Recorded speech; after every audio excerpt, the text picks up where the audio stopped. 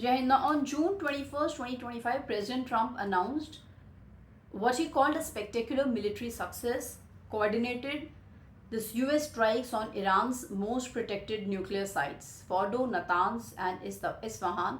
They were behind, but behind these optics of destruction and shock lies a more volatile reality. The first is tactical success and strategic camper precision weaponry. The use of B 2 bombers dropping GBU 57 bunker busters on Fordo, a site buried under 300 feet of rock, reflects Americans' deep target capabilities. Natanz and Isfahan were hit via Tomahawk missiles from subs, clean, remote, and lethal. No regime change yet. Trump has signaled that these strikes were limited and not about toppling the Iranian regime, but history warns us military escalations, even with limited objectives, rarely stay that ways. Then, what is the geopolitical understanding on this? Now, Iran's red line crossed. The IRGC has openly called this as an act of war. Iran's retaliatory doctrine, shaped by asymmetric warfare, now has global targets: US bases, maritime choke points, cyber grids, and even embassies.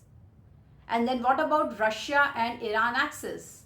So Iran's foreign minister is rushing to Moscow is not certainly symbolic, it's strategic, with Russia labeling the strike an irresponsible violation of international law.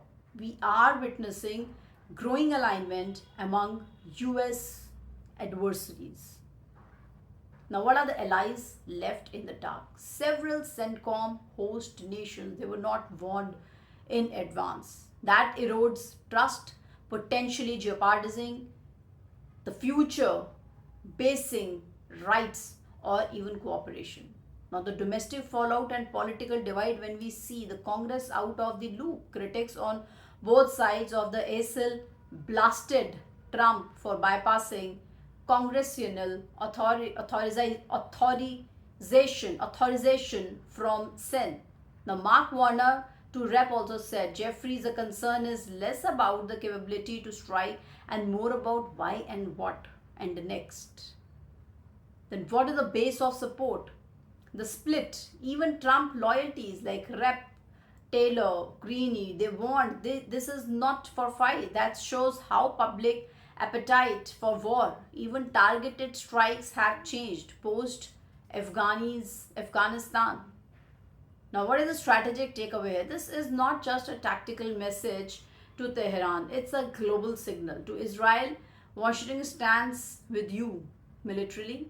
To adversaries, the US will act unilaterally if needed. And to allies, don't assume you will be consulted.